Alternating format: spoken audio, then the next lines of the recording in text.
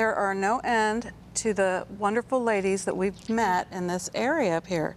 Kathy, you're from here, and you're one of them. I am Pastor from Kathy. this area, and it's an honor to be back with you today. Appreciate it. Kathy and Mom. But we're going to introduce two ladies. We have two guests, and they're friends, and they work together. And it's interesting because have we ever really talked much about coaching? Our friend Melanie is a life coach, but I don't really think that we spend a lot of time. So this is going to be interesting for me anyway. Me too. And I hope it is for you. If not, Me too. there's really nothing else to watch. Right, Mom? That's what she would say. Just leave it. What were you going to say? Me too. I feel the same way. I'm anxious to learn more about it. Okay, well, Kim Gallagher has a ministry called Step Forward. I'm really curious about that. And your friend Amy Glazer is, this is so interesting to me. You were in ministry, left ministry to coach ministers. Yep. So it's still a ministry in a way, but it's interesting how you describe it. So thank you for being here. Yeah, thanks for having us. So where do you want to start with the Step Forward? Sure. Okay. So Step Forward, the idea behind it is that we all have this sort of boat that we're in, right?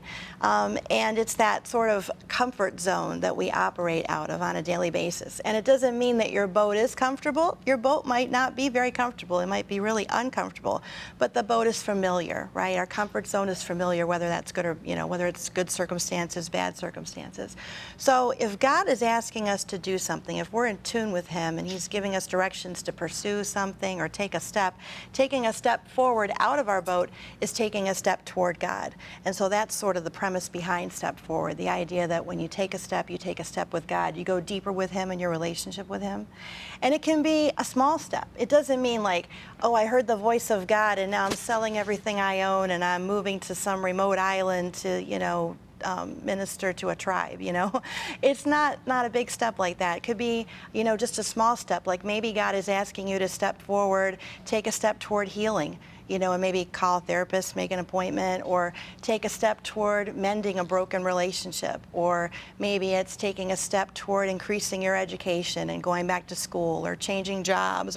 We make 100, a million steps in our lives all the time. So taking a step forward with Him, if He's asked you to do that step, you're going to go deeper with Him. So that's amazing.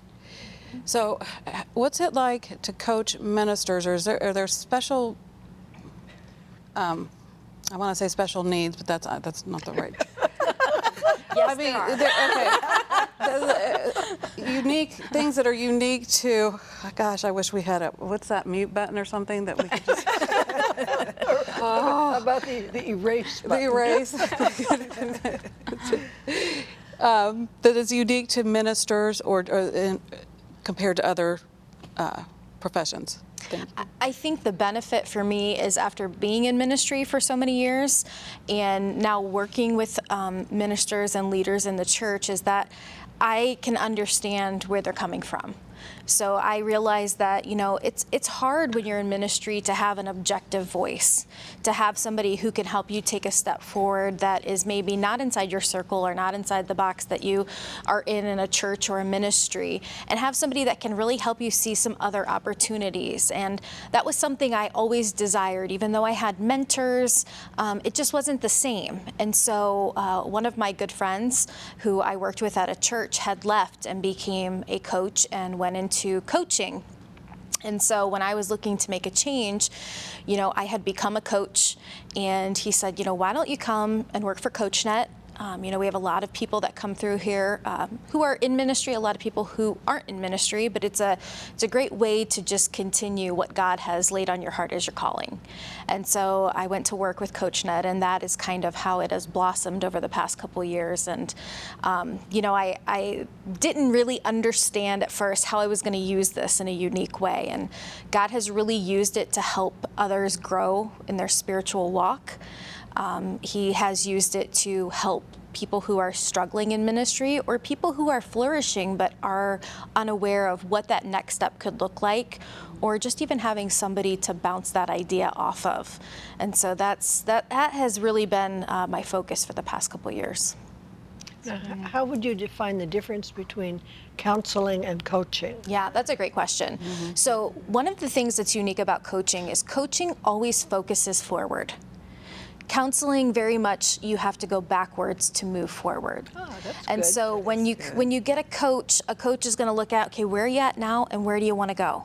And that's where you're going to be working towards. That's excellent. Yeah. Well, can you coach without counseling in some cases, or is the counseling required? Yeah, and that's one of the things about a coach is you have to know when to refer somebody to a counselor. So, you know, we're only all trained so much, and we want to make sure that people are getting the help that they need. And so there have been times where I've had to refer a coachee to a counselor because they needed to work through that before they could take their next steps in coaching. So That's interesting. Yeah, because I picture it as if it were me and I had baggage and you're trying to pull me forward, it's hard to do it when I have that. So Right. you send me to somebody who can help me cut that loose. Right. Then, okay, I get it. Yeah, it's kind of like, I can't take any steps forward. I got to hold this baggage with Right, me, all right. these ashes. Yeah. Right, right. That's good. Yeah. That's good. So what was happening in your life when you decided to start the step forward, or take us back to the beginning? Yeah, so it's interesting because back in 2011, I don't even know what prompted this. It was like a Sunday afternoon, and I was probably thinking about something that had to do with the sermon that day. Something prompted me. Let's go with the Holy Spirit prompted me to sit down and I was thinking through, okay, if you're getting from point A to point B, what does that look like, you know, to make a step out or to take a risk? You know, what's kind of involved with that? And so I sat down and just started writing some notes. And I didn't even know why I was writing this. And by the time I was done, this ended up being the third step. There's 4 steps in the step forward process. And this ended up being the third step, which is to start walking and living your mission. And what does that look like? And then when I wrote it, I thought, well, I didn't write this really. God wrote it. Like He writes everything that I write, you know, whatever it is, if it's a song or a poem or an article or whatever, you know. And I thought, I don't know what this is about, but there's something here. You know, I had the sense that there was something here, that it was supposed to turn into something. But at the time, I didn't even know what it was. And in the beginning, I thought, well, maybe this is going to be more of an encouragement ministry, or maybe people will just like meet up and share stories about what God's done in their lives and that kind of thing. And then, you know, I kind of sat there a while, and you know, by 2016, I started putting a website together. I had more content. I had brought my friend Al Deschanel on. He's a pastor at Beckwith in Canada, and so shout out to Al. He was phenomenal, and because I felt at the time I really needed a pastor to review what I was writing. I wanted to make sure that, you know, I didn't have an advanced degree, and I wanted to make sure I was, you know, writing stuff that was true to the Word. And so he came on board, and he was reviewing things for me, and we kind of put the website together. And you know, life has always kind of happened. You know, we make a step forward, whatever it is, and then, you know, things just happen. Life just comes up. So there were a large amounts of time where the ministry just kind of sat there, and I really didn't know, like, how is this going to move forward? Like, where does God want to take this, you know? So it's been really interesting. Fast forward to now, over the last year, I really feel like God's given me more of a defined vision and for it, which has been wonderful. And I think that He's given me a broader vision than what I had originally, so it's been cool.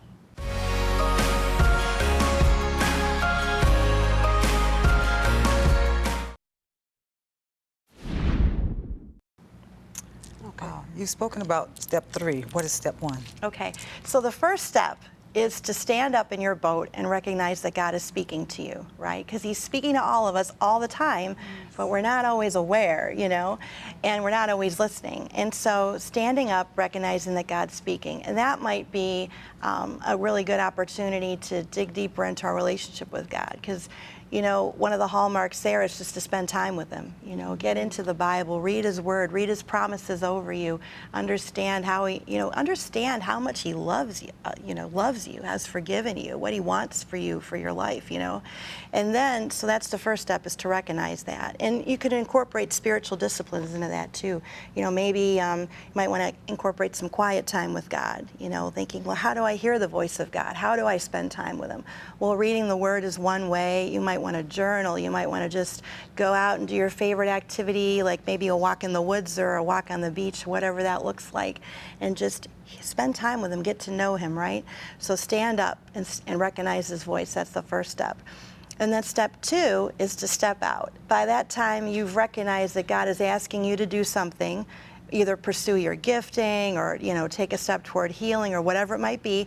And so step 2, you're stepping out of your boat and you're just sticking your toe in the water, just kind of exploring at that point. And I think prayer is really the hallmark, because when you think God's speaking to you, we should pray, right? And if you think you know what he wants you to do, pray harder.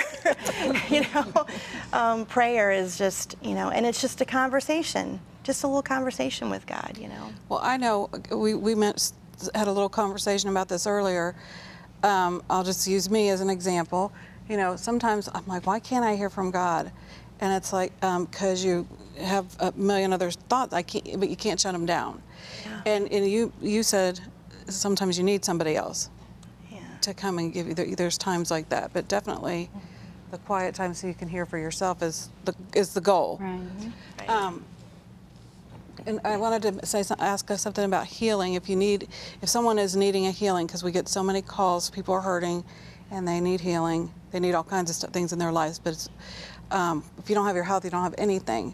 Mm-hmm. So when you're saying step out of the boat for your healing, what would that look like to you in your mind? I mean, I think it could be, you know, talking to your pastor. It could be, you know, maybe it's seeing a doctor. Maybe it's seeing a therapist. It could be a supernatural healing, of course. But I'm thinking of it in more practical terms, and you know, maybe somebody needs to make an appointment. You know, I mean, because like you were pointing out before about how we all have baggage.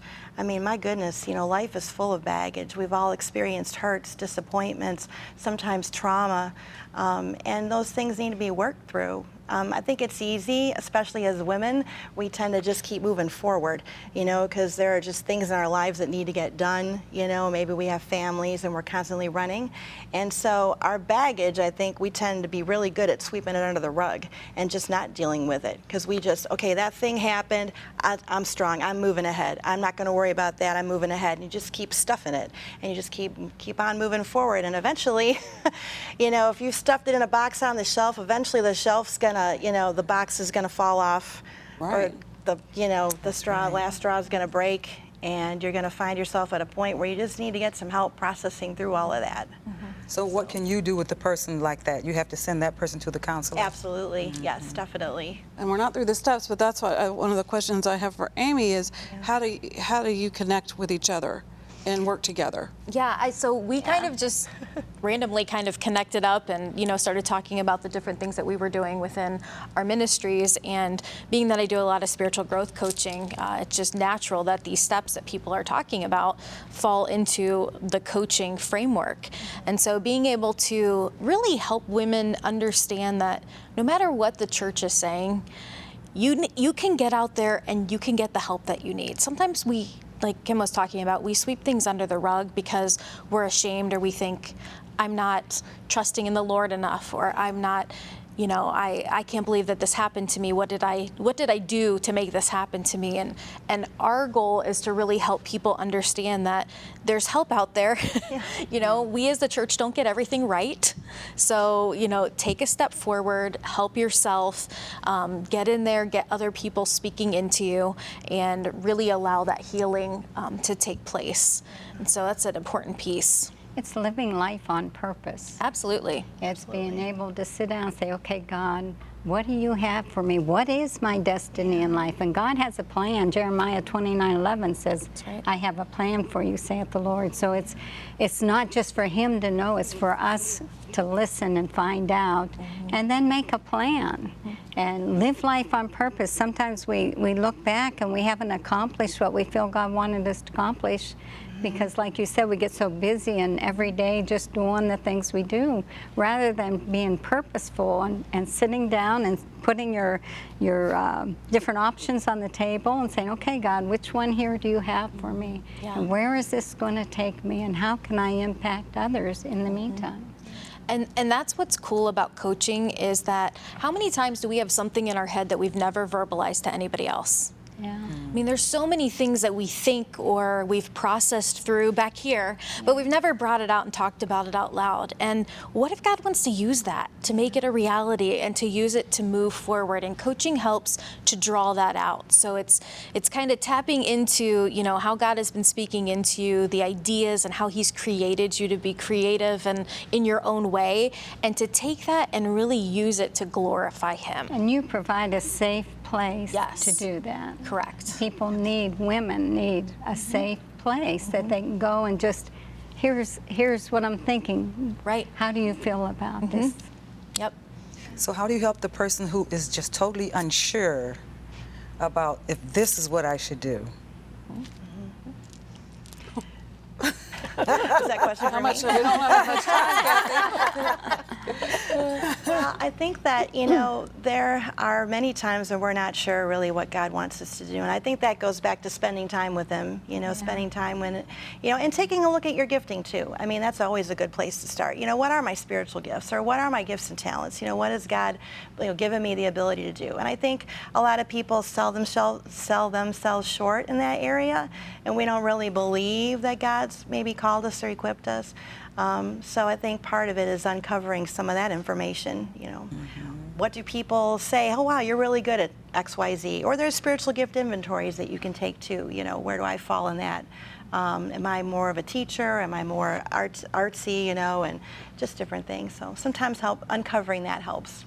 That's good. I kind of think about like a little kid, you know, when they first take their first step, they're wobbly, they're unsure of it, you know, and as they continue to take more steps, they become more sure of themselves. And so in coaching, you know, what's one small thing that you could do that moves you in a direction towards where you want to be, even if you've got multiple things up there? Because I feel like once you get into that motion and you get moving in that direction, those things can sometimes become more clear of what you don't want to do or what you do really feel called to do. And so, you know, being stuck in our seats is the problem. We got to get up and we got to get moving in the right direction. And so, no matter how tentative we're starting, and no matter how small the progress is, as long as progress is happening, that's successful. I like that. Learning what you don't want to do is many times just as important. Oh, yes. Because If not you more. can scratch, just scratch. Definitely. Oh, thought I wanted to do that, but that's not it. Do you have tests, special kind of testing, like a spiritual gifts test, or what are those? We use an assessment in coaching called the Harrison Assessment. And the Harrison Assessment is really based on what are the things that you repeatedly do, because when we do things repeatedly, we become really good at them, right? And when we're good at something, we get positive feedback, and then we start that whole cycle over again. Well, same is true for the opposite, right? Once we do something that we're not very good at, and maybe we don't get great feedback, we're not really enjoying it, maybe avoid doing that, and then we never really hone those skills. And what I love about the Harrison is that it's really about your behavior, and we can change our behavior. And so, you know, there are a lot of spiritual assessments, but this one's really leaning towards how God has really wired you to be, you know, and rejoicing in that. It's not a bad thing if you're not wired to be that way. Stay in your lane. You know, God gave you a lane, stay in there and use it to really glorify Him, whether it's, you know, on a stage somewhere or whether it's sitting next to a sick parent. Whatever it is, God has a plan for it. And so really understanding yourself and living into that, having the permission to do that, can be so freeing. So Don't you think that your passion is a great indicator of what you're going to be good at? absolutely. Because God puts that in your heart. Yeah. That those things that you're passionate about, those are the things that are going to make you feel fulfilled as well. And it'll be the things that you end up being really good at. Right. And sometimes that doesn't mean that's going to be fulfilled in our employment. And I think that's a Right. big thing. Sometimes we think, you know, if I'm not feeling fulfilled in my employment every day, or that's not exactly being able to live out your, you know, what you feel you're called to do, but that employment may fuel what you're going to do outside of your hours. So, you know, giving yourself some permission and some space to learn and grow it's important. Yeah.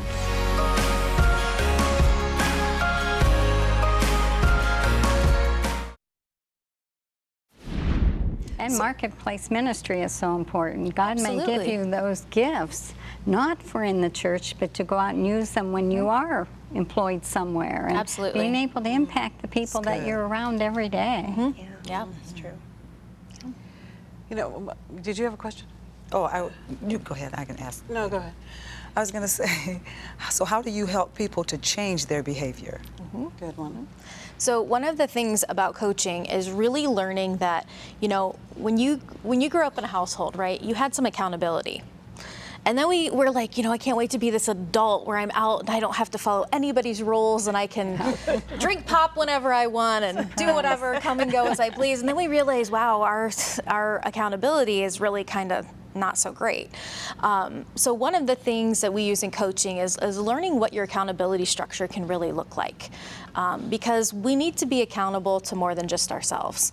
And so who are those people around? Who's your village? Yes. Who can come around you and really help you? And, you know, these are people that are speaking truth into you as well. They're people who are, you know, on the same wavelength as what you're thinking and want to be doing with your life. And so really exploring that accountability structure can be a huge piece to being successful and to continuing to be successful down the road.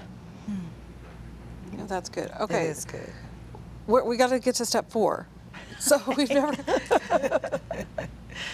never got to step 4. So I'll backtrack one second. Okay, The please. third step was start walking, and that was the step that I wrote originally. And at that point, it's like Peter on the water, walking toward Jesus, doing exactly, you know, this is the part where you're living your mission. Whatever it is, that step that you're supposed to accomplish, that's step 4.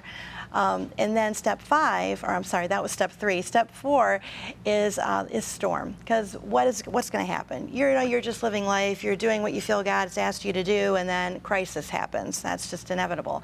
So step 4 is all about navigating through crisis, and I think that sometimes, you know, we tend to want to lash out in a crisis or take action immediately, and like the best thing that we can do is just to retreat and seek God. That's like the big hallmark under step 4. Just take a step back, because if we can do that and we can get quiet with God and really just seek Him during that time, that's going to propel us forward in a much better way than if we had just tried to do it all on our own. And then at step 4, the whole thing starts all over again, because you get through that storm and you hear from God and you kind of, you know, see what He wants to do next. Is He moving you to a different step? He wants you to step out and do something different, or maybe your mission, whatever it is continuing. And then you go right back to the beginning, step 1. Stand up, okay, I'm ready, I heard the voice of God, and now I'm going to step out and I'm going to keep walking, and then the next storm's going to come. So it's sort of like a life cycle. Can you get stuck in one of them so you don't have to go through the storm? That's why you get a coach. There you go, coach. All right. I'm just kind of curious about your personal lives. You have kids, married, any of that? Yes. Go ahead. Married almost 18 years, 2 children, 2 girls, Maeve and McKenna. Hello, Maeve and McKenna.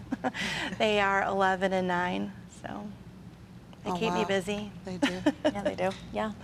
Married will be 15 years this month to my husband, Jonathan.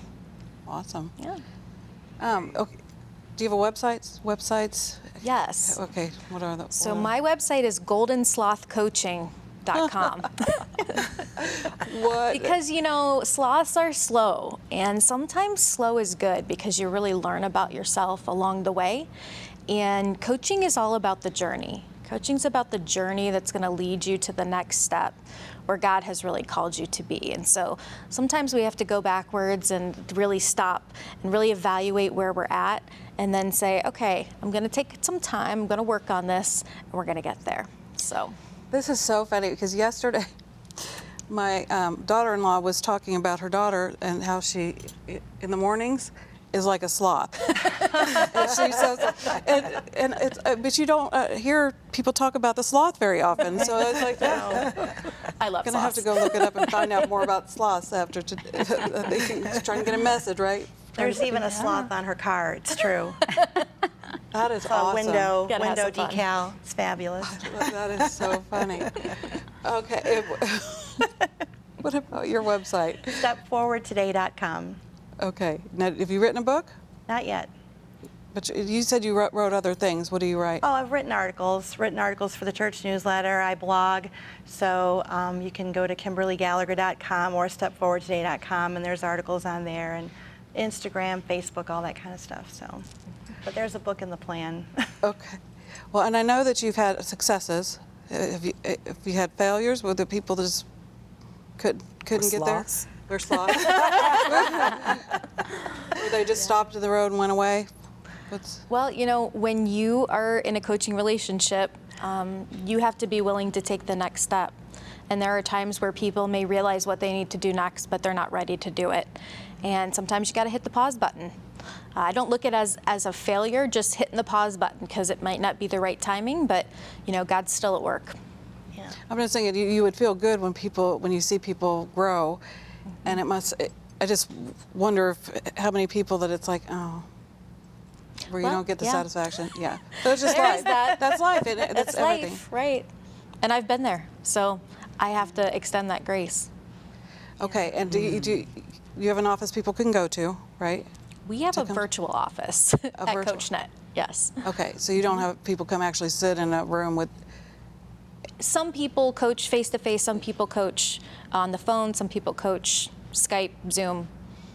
Okay, well, you know where to find them. Look them up online. Yeah. All right, thanks for joining with us. We'll see you next time. Hope you have a great day. If you need prayer, 800-232-9855.